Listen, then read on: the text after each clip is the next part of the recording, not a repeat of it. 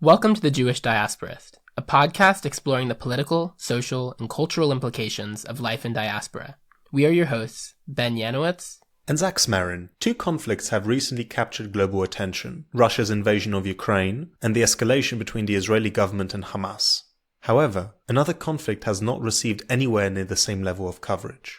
On September 19th and 20th, after a 9-month siege of the Autonomous Armenian Republic of Nagorno-Karabakh, the Azerbaijani military attacked Armenia, seizing the region to be formally dissolved at the beginning of 2024. Due to threats of genocide, over 100,000 Armenians have fled the region in the ensuing weeks. This is an ethnic cleansing, and most of the world has been silent. There is much we don't know about the history, politics, and culture of the various peoples that inhabit these lands, yet there are unique Jewish communities with deep roots across the Caucasus. There are many perspectives from which we might approach these subjects. For our first discussion, we reached out to two Czech Jewish student organizers, Emma and Bruno, who happened to visit Azerbaijan just as war broke out. They visited Baku, some of the other largest cities, and the Red Village, the only locality outside of Israel and the United States with a majority Jewish population, sometimes also referred to as the last shtetl. Our conversation touched on several major themes that we have not yet explicitly discussed on our podcast, including authoritarianism, nationalism, and militarism, none of which will be present in Olam Haba, the world to come. We also recorded an additional anecdote from our guest's time in the Red Village, which reveals an interesting dynamic about the community's relationship with the wider Jewish diaspora. This is our first piece of Patreon bonus content, which you can access for as little as $1 per month. For those not donating, we will make it available on our public channels in the next few months. Unfortunately, we have chosen to delay part 2 of our discussion with Habib, as the situation in Israel-Palestine has been evolving and escalating daily, and we want to continue to release timely and relevant content. We will return to the Caucasus soon, as we have another interview lined up with someone whose family comes from the Red Village, and perhaps others down the road, as we hope to continue exploring this fascinating part of the world. We hope you enjoy. They will not divide us. We will not abide this. We know that together we'll be free. Hello, I'm Emma Günsberger. I am 21 years old. I am a student. I am currently studying Middle Eastern studies with focus on Iran and Persian language. I am also focusing on Jewish studies, but only as a minor. I am the current president of Czech Union of Jewish Students. So I'm Bruno, I'm 24 years old. I study economics in Germany. I was born in Prague. I'm also considering myself to be a Czech Jew. I'm a member of the Czech Union of Jewish Students, but my parents and my family are originally from Ukraine. Since I found out that I'm Jewish, I always was curious about the origins of my family, where it came from, how was the life in the Soviet Union back then. And for that reason, I'm kind of fascinated with the whole post-Soviet space today, and I want to visit it and travel around it. And that's why I'm trying to tick off every post-Soviet country, as my travel bucket list. So yeah, it was time to visit Azerbaijan after visiting Georgia, which was amazing. Armenia, the last country that I needed to visit to finish off the whole Caucasian trip, was Azerbaijan.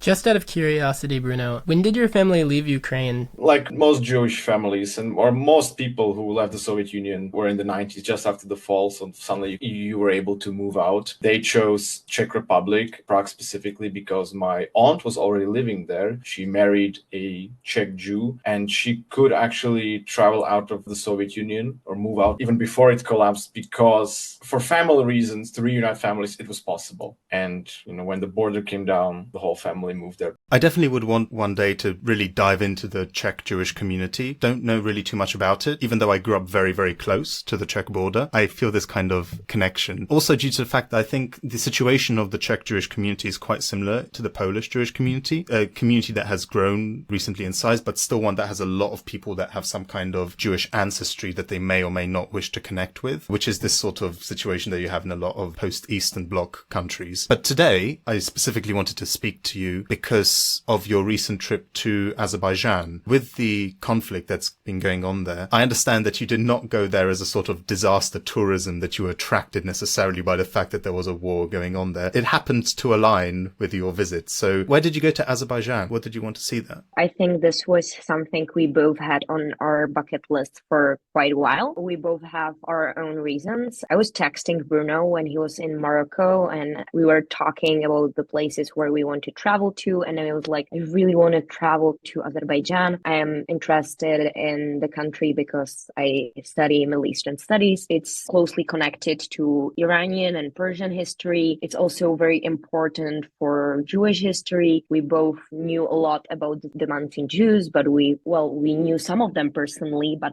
none of the Mountain Jews who are still living there. And the culture is fascinating. I would say that like Mountain Jews are something like a subculture of Judaism. We were texting and we were like, okay, let's go to Azerbaijan together. And we booked a flight and we actually managed to plan the whole trip. The conflict was obviously something we have not planned to encounter. It basically emerged on the day when we were supposed to fly to Azerbaijan. So we were scared that our flight would get cancelled, but it didn't. We were actually flying from Poland, from Warsaw. We were able to get there safely, and after 24 hours, it was over.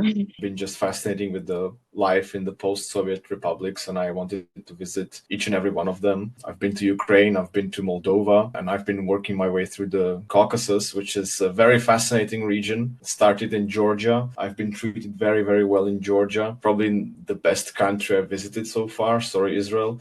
And then I went to Armenia, which I found the people there were even like treating me like one of their own. And it was really hard to get inside of their society and feel accepted. And then I just wanted to complete the whole list with Azerbaijan. And then it was just a matter of finding time and money and good people to travel with. So I texted Emma. I texted also two of my classmates, four of us that went there. And I wanted to visit the Red Village to get to know the Mountain Jews, because the story of the Mountain Jews, that place almost like reached the mythical proportion of some magical place where a lot of famous Jewish people originated from. It was just fascinating. And yeah, the conflict, I just remember like we were very nervously sitting on the train to Warsaw, and I'm getting these messages, guys, like there's a war going on. And I've been reading about the buildup of the military on the border with the separatist republic of Artsakh or Nagorno-Karabakh. And I've been thinking, is it safe to fly? Isn't it safe to fly? But I thought, come on, I cannot not go. And of course, the day we were supposed to fly, it started out. And I remember just my friend like telling me,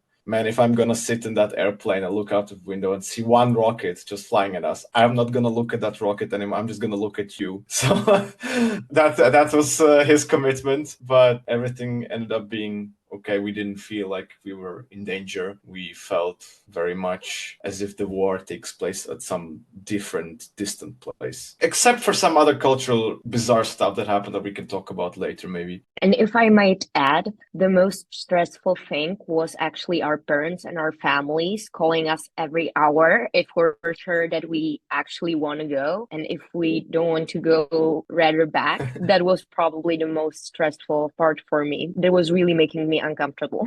I wouldn't necessarily blame them, but I can understand why that could be quite difficult. So tell us a little bit more about the Red Village. I mean, it's become almost this sort of part of deep Jewish law that this is the only locality where there is a Jewish majority apart from Israel and the United States. And I understand that both of you have these different perspectives that you can come from. How did you find it? How did you relate it to, Emma, your perspective of the wider Middle East and the region? And then I'm going to ask you, Bruno, about how you related it in the post-Soviet context. If I might start from like a wider perspective, for me, what's very interesting about Azerbaijan as a country, as a culture, is that it's something in between of both Soviet culture, mentality. Then you have the Turkic element, you have the Islamic element. Most of the population are Muslim, obviously, but Shia Muslim. And then you have the Persian influence. And you can just feel all these elements intertwined. It makes this very interesting mixture, whether that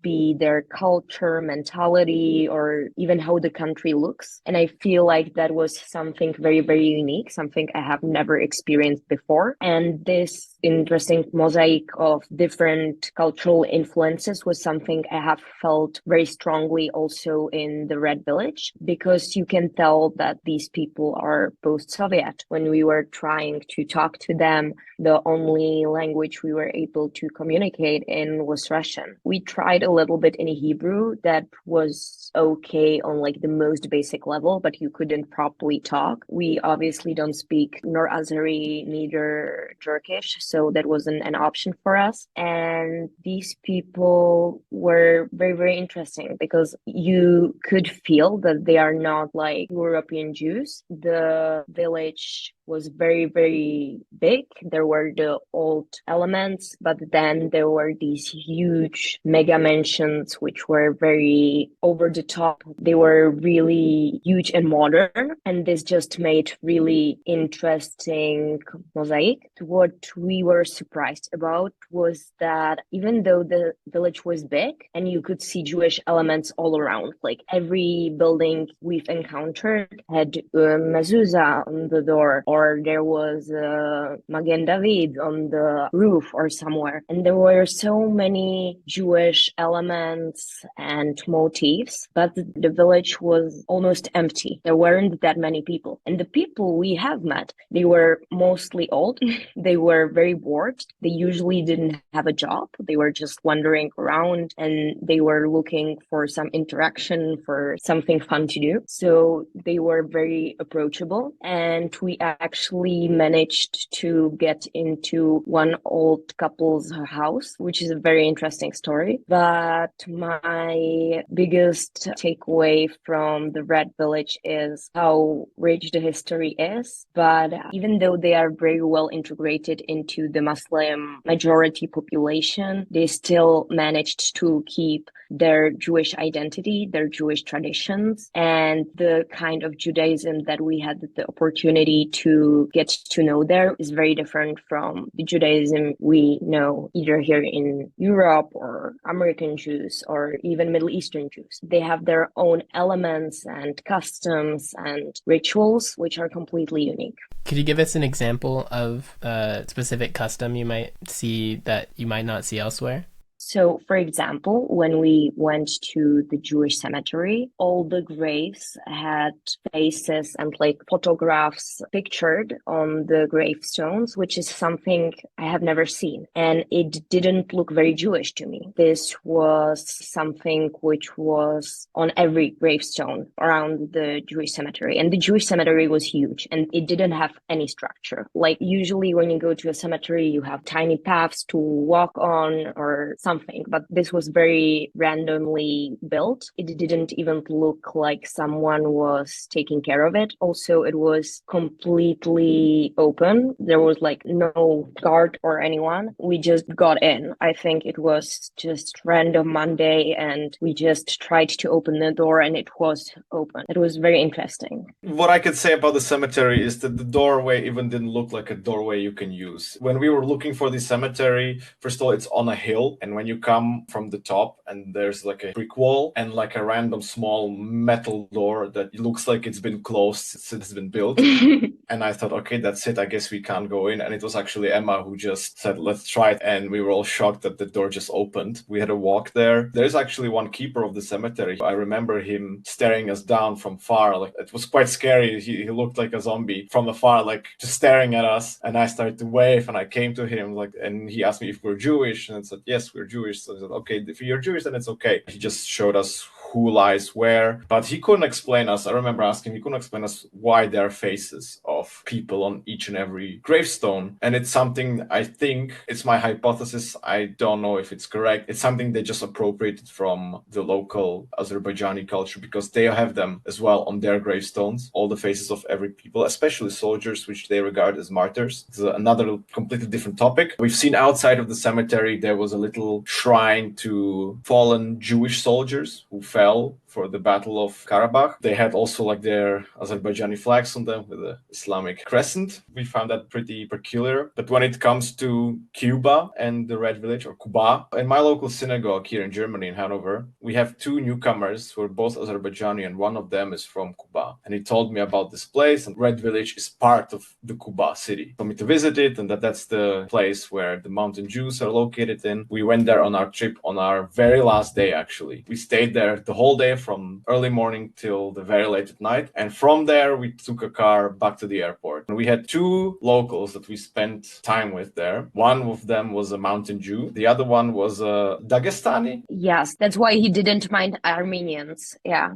On that point, in our last episode, we talked a lot about tribalism and the big issue of people being closed off to people not in their in-group, this like in-group, out-group distinction that really limits people's ability to identify and embrace care and solidarity for people outside of the community they see themselves a part of. And being in Azerbaijan in this particular period when we had a war against Armenia in 2020, and then you have the 9-month siege of Nagorno-Karabakh or Artsakh, and you had the war that happened right before you got there. Could you say a little bit about the attitude toward Armenians that you experienced through your interactions with Azerbaijani and people living within that country? Before we started recording, I told you I used the method of Socratic irony, basically playing dumb or asking provocative questions in a way that's innocent and getting pensioners and old babushkas to talk to me. And usually what I use as icebreaker is just ask them if they remember the Soviet Union, how was the life in the Soviet Union back then. I asked this every person that we've met or befriended. All of them exclusively said we lived fantastically during the Soviet Union. Because for them, they lived together in one country with Armenians. There were Armenians that married Azerbaijanis. There were Azerbaijanis that got married to Armenians. And for Armenians, actually, it was a highest honor to allow to get married with an Azerbaijani. Or so they've told me, at least. And I asked them, if you lived in peace back then, what changed now? I don't understand. Could you explain? And then we got a variety of answers. Something that one guy that we've met on a beach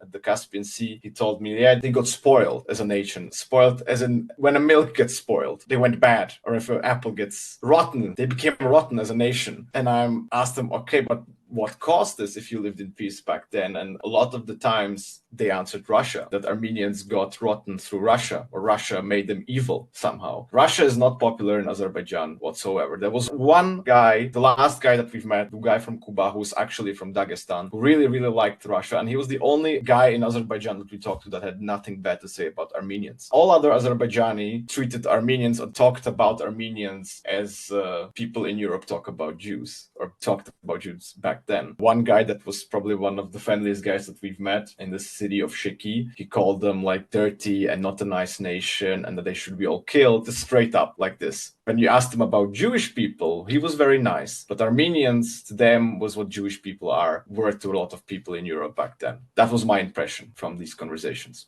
I noticed one interesting pattern, and that was that most Azerbaijanis are not very pro-Russian because they are mad at Russia for supporting Armenia and creating the conflict in their view, whereas the Azeri Jews, they are very pro-Russian. Also, when we were interacting with the local Jews, and I think that we managed to get pretty close because we've been invited to their homes twice, in Baku and once in the Red Village. I feel like the Jews also didn't mention anything bad about the Armenians. They either didn't tell us or they didn't care. The big difference was that the Muslim Azeris had sympathy towards Ukraine, and they perceived Ukraine as the attacked country which has the right to defend itself, and they perceived Russia and Putin as something bad and imperialistic, whereas the Jews didn't share this view at all. All the Jews we've met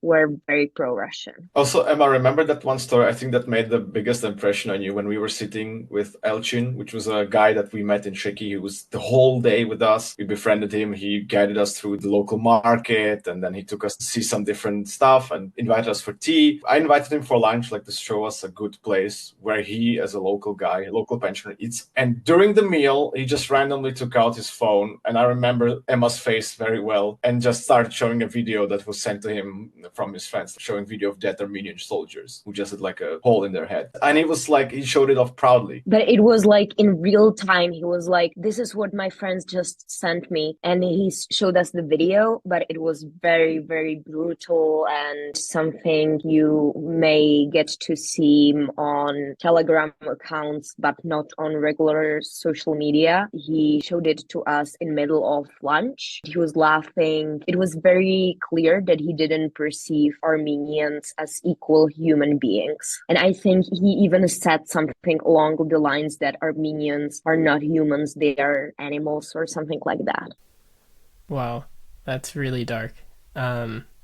I'm personally extremely anti-nationalist. I see that sort of groveling and the suffering of the outgroup of the other. One could argue intrinsically a part of nationalism as an ideology and how that gets developed, because you can't really have an understanding of who's in your community if you don't also have an understanding of who's out of your community in the national sense. And like the Middle East is such an interesting region because you have so many, especially the Caucasus and the way that that is part of the region really, because you do have such dominant nationalism. It's a place that since 1917, since the carving up of the Ottoman Empire, has gone through colonialism, overt direct European control of large sections of it. You had the Russian Empire and then the Soviet Union controlling the Caucasus as well. And especially in the post-collapse of the Soviet Union, you just have the hegemony of national ideas and how that shapes geopolitics. And I think Azerbaijan has a really interesting and kind of weird position within it, because you did say how Armenia is like associated with Russia in a sense, which is weird because at the same time Russia has not helped Armenia. The connection between Russia and Armenia also comes from the fact that more Armenians live in Russia than in Armenia. Yeah, the Armenian diaspora is a very interesting diaspora community that is not really tied to land in a way that I think actually has a lot of similarities to Jewish diaspora. And we could do a whole other episode on that, and I think we would love to at some point. But I think, yeah, you're right. It's interesting the way that that sort of politics gets played out, because just having a large number of Armenians in Russia helps create this association between the two countries and how that plays out. Azerbaijan and its situation between Turkey and its very close relationship with Turkey, which is one of the dominant imperial powers within the region, and what they're doing in Syria, their bombing of the Kurds in the last few weeks, and how that's escalated right alongside what Azerbaijan did in Artsakh and Nagorno-Karabakh and Armenia. It's just a very difficult reality because you have so much tribalism in a region, but at the same time we have to think about how can we actually make peace between all these diverse peoples. As you said, in the Soviet Union you did have peace between peoples, and it's a question of like how do we bring people together without also like creating new systems of domination over other peoples. And it's difficult because you do have just a new period of imperialism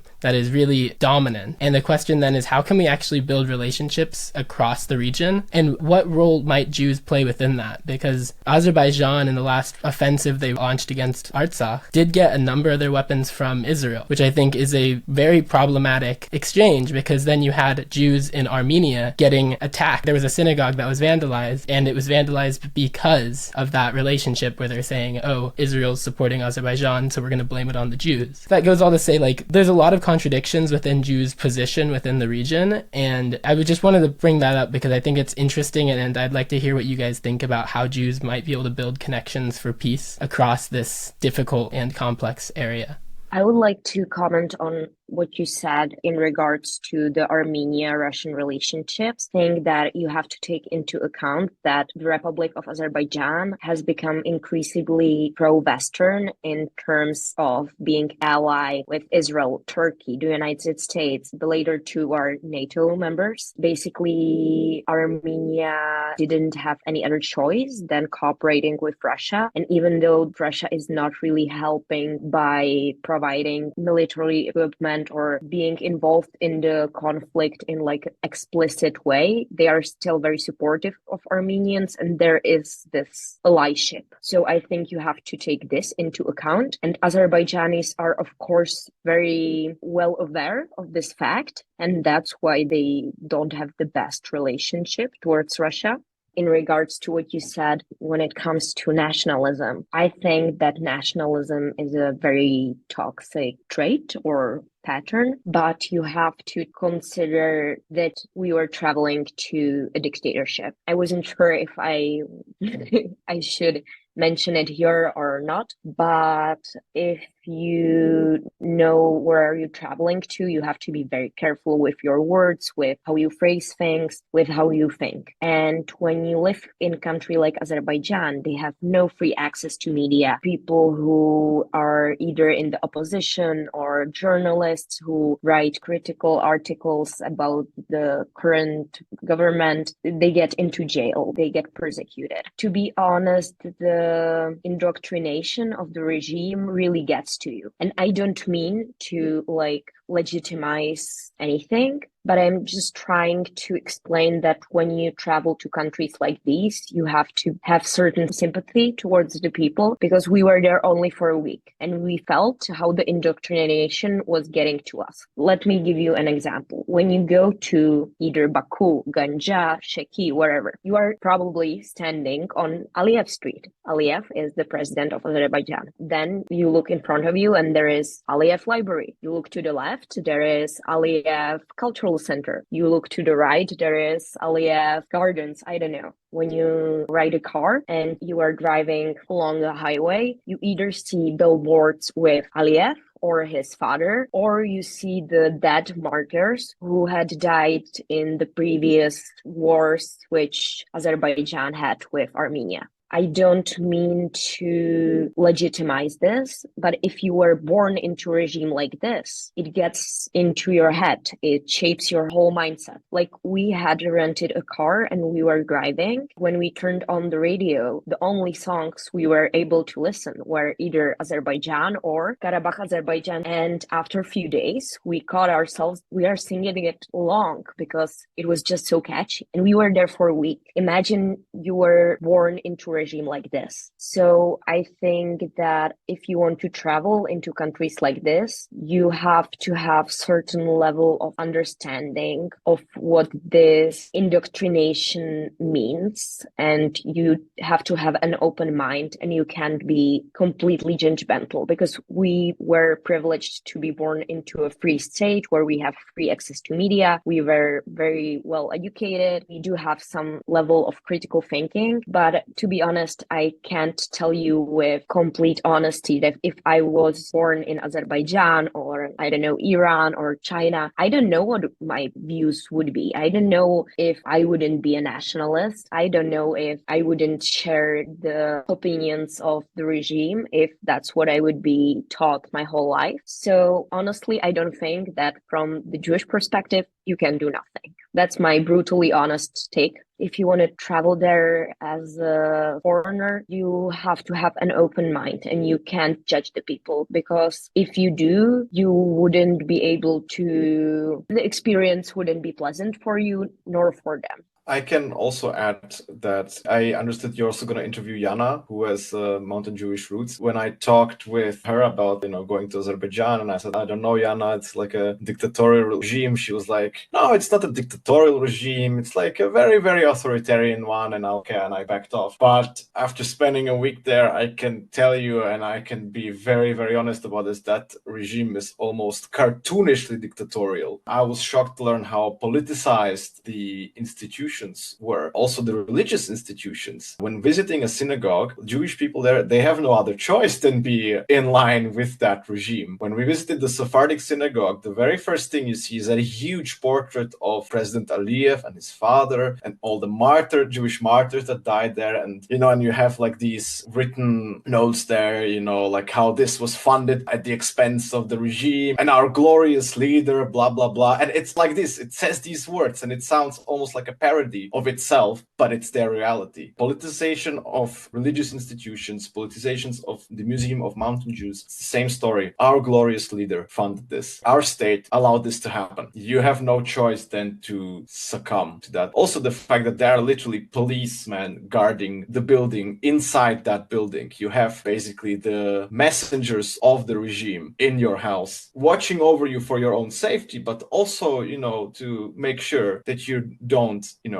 go off track. That's a massive difference. The second difference also is I wanted to point out how Armenians treat or think of Jewish people and Azerbaijanis, and how Azerbaijanis think of Armenians. I've covered how Azerbaijanis think of Armenians already. It's quite brutal. But my experience in Armenia is inverted. I've met a diverse group of people there, from soldiers to, pensioners to students to activists, and not a single one of them thought about Azerbaijani people as being like a lower level of culture. Most of the times I've heard, we know that they're people too. We know that they live in a dictatorship. They have no other choice than to think about us, their animals. Because Armenians regard themselves as a democracy. Now, it's not a thriving democracy, but it's still a regime where opposition leaders just got a chance to govern, I think since the revolution in 2018. So they have a, let's say, much more broader understanding of, or more abstract understanding of the conflict, and are able to think more critically, and let's say there is less ideology involved. I was just thinking how the history of Azerbaijan is a really interesting one, because it's only been independent since,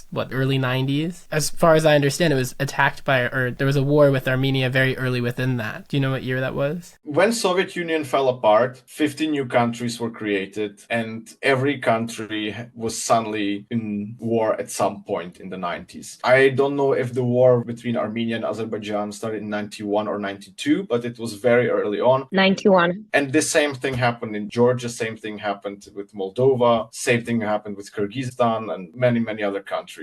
Yeah, and I think it's interesting because as far as I understand, Azerbaijan lost that initial war. Yes. And I think the way that sort of shapes the national narrative that's told, especially in a regime like this that has such a dominant voice within the educational institutions, all the institutions that create an ideology within the people's consciousness, are politicized, and therefore people very early are taught that, we were attacked by Armenia. I mean, I think what you said, Emma, was interesting about how they blame Russia for spoiling Armenia. I don't even know what to make of it, but it is the narrative that's told to them from a young age that instills this fear and hatred of Armenians, just as the other people that are told as the other within that narrative of the history they're told of their country, at least in the modern period. And I think it's really important to think about how trauma informs people's worldviews when it comes to seeing in-group and out-group distinctions and fear for the other. But I think it's also important to think about how can we actually get back to that view of recognizing our common humanity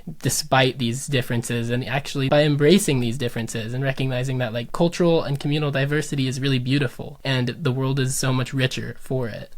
I just want to tell you that what you talked about, Ben, today I made an Instagram story about, reflecting in the importance of defeat and victory, and how it, if you win, Armenia attacked Azerbaijan in the 90s. They started the war. There's actually no discussion about this here. They saw a chance to reunite with their lost territory that was transferred to Azerbaijan during Stalin's rule, which was a political and strategical calculation on his side. But if you win, nobody, including yourself, really cares about how, because victory, almost by definition, doesn't stimulate you to, reflect on what went correctly. And it usually leads to a misattribution of casual links and creates a delusional understanding of the situation. If you win, it is all your accomplishment. But if you lose, there were external factors at play. And victory doesn't really make you think about those external factors. In fact, it doesn't make you reflect about anything at all, but defeat does. And this is exactly what happened in this conflict, is that Armenia won very quickly, very early on, and then didn't care about how and why they won. Because when I talked to them, the very fact of victory is what mattered. And over the years, they neglected their army, they neglected their modernization, made the disastrous strategical decision of having their survival only be based upon their cooperation with Russia. And this is exactly what Azerbaijan has not done. Azerbaijan reflected on its defeat. It created trauma for them. This is what paved the way for such a cartoonish level of dictatorial system. That's why they kept buying new weapons. That's why they've been preparing for 30 years for this. This was their moment. And this is what I wanted to add. I wanted to put this in the context of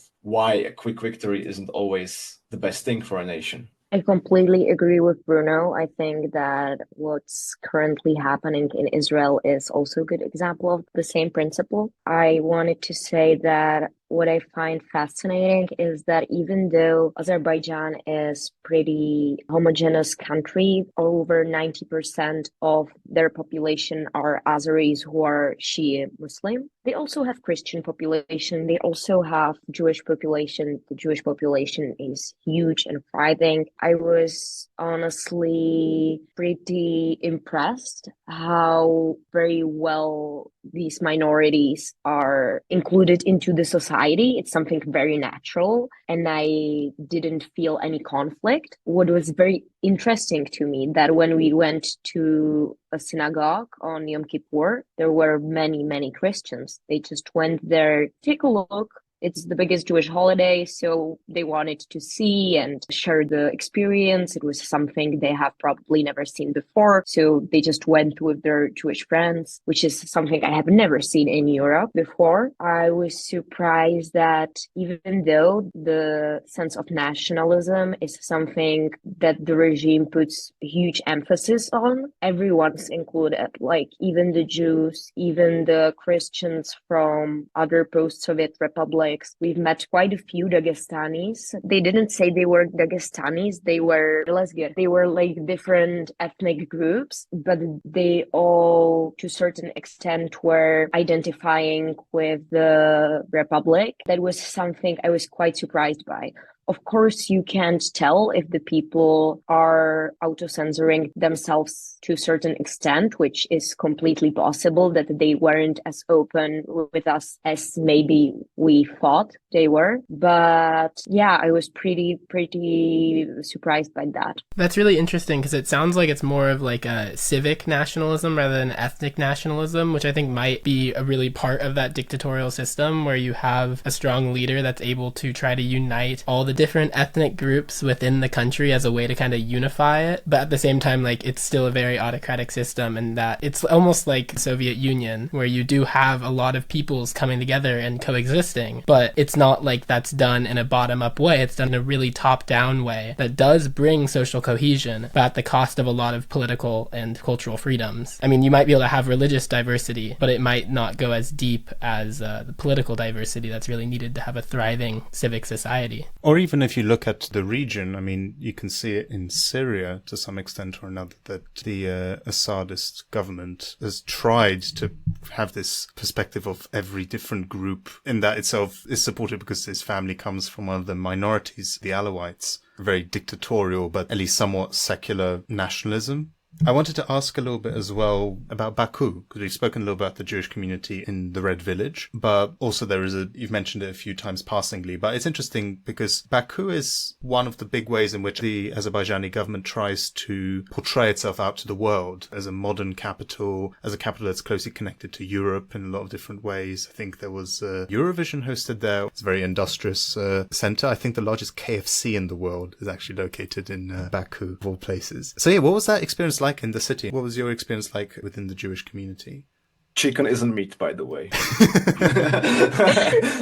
Emma, you can say, you know that. Yeah, this was a huge struggle. So I'll start with the story and then I'll get back on track with the answer to your question. One huge cultural difference was I am vegetarian. They don't know what vegetarians mean. They were shocked by it. I think they were offended by it. They didn't get why I wouldn't eat meat by choice. If I am not poor, why wouldn't I eat meat? So we really struggled to order something for me. Often when we ordered like a salad or something, there was chicken in it. And I was like, no, sorry, I don't want meat. And they were like, chicken is not meat, because they divide white meat and red meat, and red meat is meat, but white meat is obviously not meat. So they completely didn't know the concept of being vegetarian and not eating meat. When it comes to Baku is something very different from the rest of Azerbaijan. Like, it's very modern. You have these huge skyscrapers, you have expensive cars,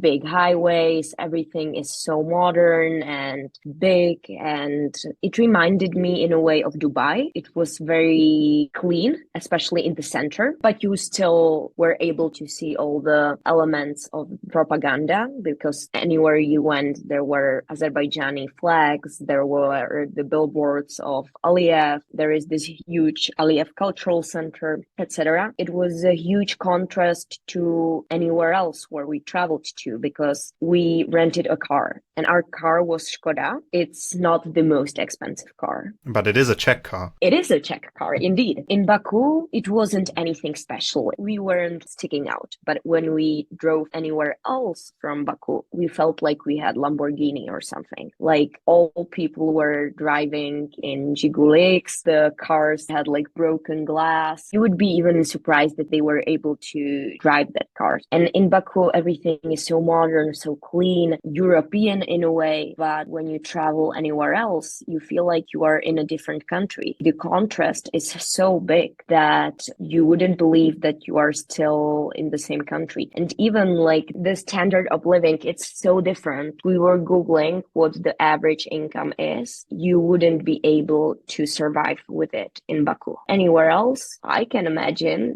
it's possible. And also, like, if you have seen the pictures from Baku, whether that be the White City, which reminds of Paris, or whether that be the Flame Towers or any other modern building, if you compare it with any other city, you feel like you are stuck in Soviet Union, maybe even in Tsarist Russia. Like, it's two different worlds which cannot compare.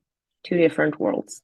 I think that's a really interesting point. Actually, just the land of contrasts you see when you have a city like Baku and a country like Azerbaijan. We haven't mentioned oil once, and I think oil is an important thing to mention when it comes to Azerbaijan's relationship with Europe especially, and that basically means that Europe is seeming to give Azerbaijan a free pass. And of course there is a weird relationship where Azerbaijan's on the side of NATO. There's a whole lot of contradictions there, especially given the US also supporting Kurds in northeast Syria, and then you actually had two NATO aircrafts destroy each other recently because of the sort of contradictions within those relationships where Turkey and Azerbaijan don't really seem to be getting along with the Kurds. Well, of course not. Talking about Baku as something similar to Dubai, I think is interesting in terms of thinking about it as an oil city and how oil has been used to kind of modernize one specific place and really give an appearance of what Azerbaijan is like that is so different. The fact that you described it as European, I think, is also interesting. And I think Zach's point as well about how it is part of Eurovision and like the kind of European cultural project and how you have this country on the periphery of Europe that politically is so different from everything Europe claims to represent, but at the same time, because of these economic connections, is able to kind of get away with it in a way that is really, I think, important to call out the hypocrisy of, because there's certain values that Europe claims to uphold that apparently don't really amount to much when it comes to economic partners that are seen as important and they can't be pressured politically. Just wanted to add, to put these things into context, that countries that support Europe with natural resources like gas and oil, none of them are bastions of democracy. If we have to switch and not use Russian gas, we will use gas from other autocratic regime. It's a juggle of,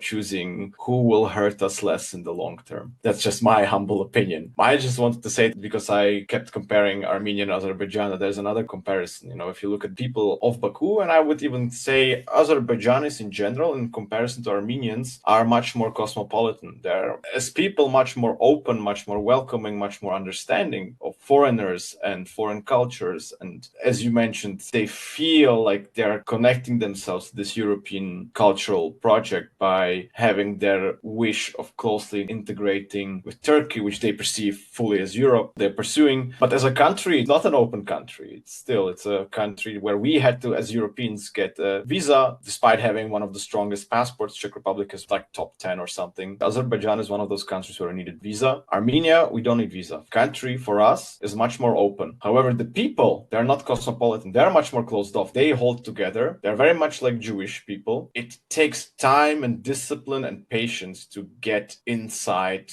of that cultural bubble. Once you burst the bubble, they will welcome you and treat you as one of their own. When it comes to hospitality, I have not met nicer people than Armenians. Despite sharing a table at a house of a former soldier who in front of me said that Hitler kind of had a point. He didn't know I was Jewish. Once he found out, and me using my Socratic irony as a tool of communicating with nations, all went very well. It was a very interesting conversation. But, imagine like sitting at someone's house. This guy is hosting you, giving you food. He's providing you with shelter. But then he says something like this and you're thinking that, holy. But, it's important by trying to not judge them and by trying to give them a space where they can talk, where they can feel safe expressing their opinion, they will also start to respect you more if you're not immediately like starting to moralize them. And we came to a very nice agreement. I started to pinpoint how Jewish people and Armenians, there are a lot of parallels in our history. We both survived, a genocide. We have strong diasporic cultural space. And in the end, we're fine. We're still in contact. And when these atrocities that are happening in Israel, reached Armenian news, he checked in on me, despite being anti-Semite. So it's just something I personally find fascinating. People are complicated. Yeah, I wanted to say that even though I completely agree with Bruno that Azerbaijan is a very cosmopolitan country and the people there are very open and they are kind of used to foreigners, I had this feeling mostly in Baku and then in Ganja. But when we were traveling, like when it came to villages or some cities which weren't as well known and as big, I felt like we were the only tourists there. We were as much an attraction for the locals as the city and they were for us. Many people were just staring and they wanted to talk to us because they have never met not only a Czech person, but like Central European person or Eastern European person, label it as you want. I felt like this metropolitan vibe was mainly in Baku and Ganja. Anywhere more to the countryside, I felt like they weren't counting on that tourists could actually get there and that they would be even interested to. The cities are not built in that way. They are not the beautiful, rich, Baku-like pictures you see. That was the most interesting thing for me. And also when we were driving out of Baku, as we were driving through, we saw the oil wells every, 50 meters, every 100 meters, which was overwhelming. And that connects to how I mentioned previously, Baku was so clean. Only Baku was clean. But when we were driving around the countryside, when we were driving on the highways, it was so dirty. The way they take care of their environment, it's so bad. One day we went for a trip to the Caspian Sea. I felt like I was oily for like the next 3 days. The sea was so dirty that I couldn't get the oily something out of my body for next 3 days, which is also very important to mention because I feel like most tourists, when they travel to Azerbaijan, they visit only Baku, then maybe Ganja,